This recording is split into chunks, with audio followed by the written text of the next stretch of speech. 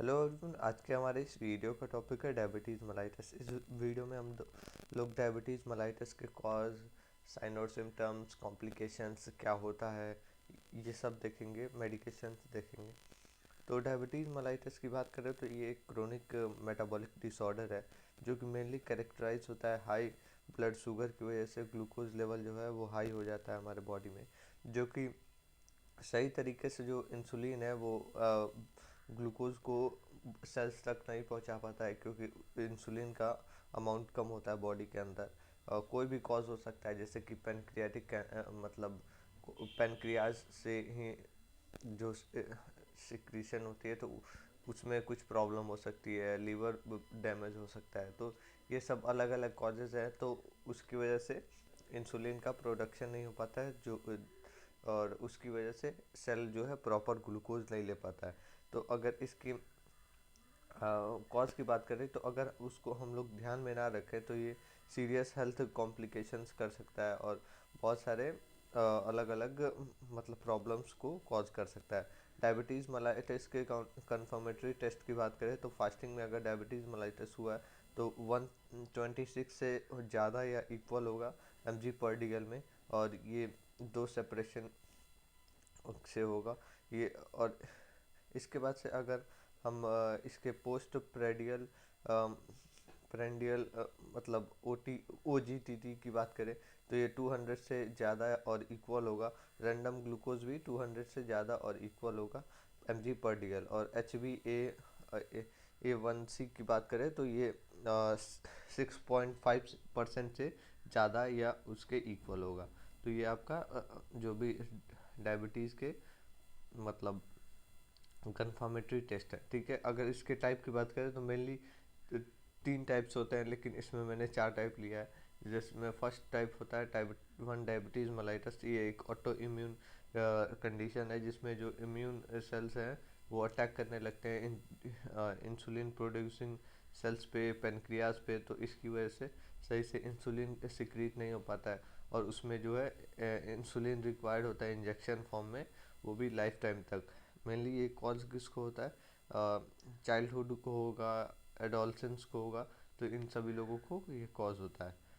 Type 2 diabetes mellitus की बात करें तो ये मेनली रेसिस्ट करता है इंसुलिन को और प्रोड्यूस नहीं होने देता है सही अमाउंट में। तो उसकी वजह से जो इंसुलिन है उसका मतलब उसकी कारण डायबिटीज़ मेलाइटस होता है। इसमें स्ट्रांगली लिंक होता है क्या कॉज कर सकता है, obesity, poor diet, lack of physical ability कर सकता है। ये अलग अलग कॉज कर सकता है।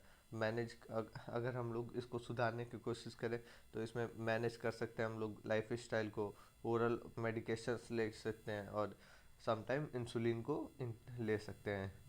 और इसमें थर्ड है हमारा गेस्टेशनल डायबिटीज़। तो इसमें ये प्रेग्नेंट वुमेन को होता है, और ये मेनली डायबिटीज़ मतलब हार्मोनल चेंजेस की वजह से होता है। क्योंकि जो प्रेग्नेंट वुमेन है तो उसमें अलग अलग हार्मोन्स जैसे पीक पे होती हैं, और डिलीवरी के बाद ये नॉर्मल होना चाहिए। अगर इसको कंट्रोल में ना किया जाए तो ये डायबिटीज़ मेलाइटस टाइप 2 का रिस्क हो जाता है, ठीक है।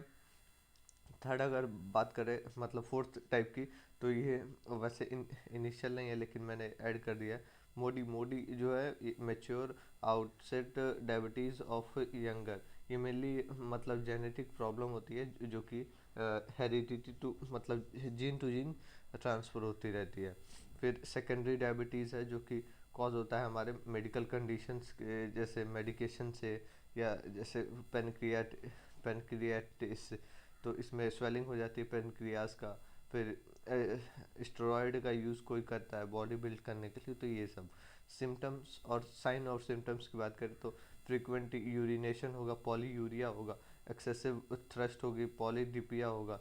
फिर अनएक्सप्लेन वेट लॉस होगा, जिसमें specially in type 1 diabetes mellitus में होगा, ठीक है। फटीग हो गई,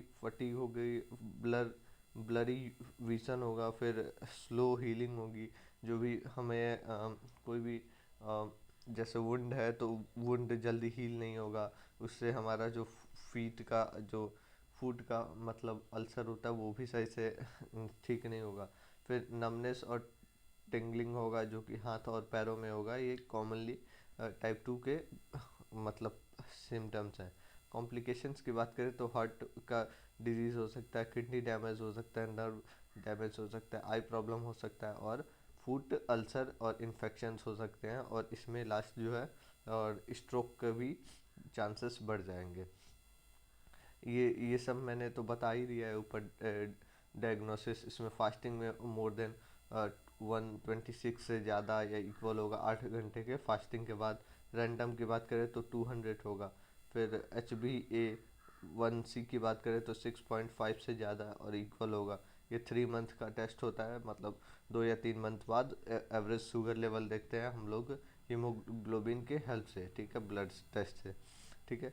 और इसमें OGTT की बात करें तो ये भी 200 से ज़्यादा और इक्वल होगा 2 घंटे के बाद जो शुगर इंटेक कराते हैं। तो इसके बाद से हम लोग ट्रीटमेंट और मैनेजमेंट की बात करें तो ट्रीटमेंट में हम लोग लाइफ स्टाइल चेंज कर सकते हैं, जिसमें हेल्थी डाइट दे सकते हैं, लो कार्ब वाला मतलब कार्बोहाइड्रेट डाइट दे सकते हैं, शुगर कम दे सकते हैं। फिर हाई इन फाइबर और प्रोटीन जो भी काम वाला चीज़ है वो देंगे, जैसे फाइबर हो गया, फिर प्रोटीन हो गया।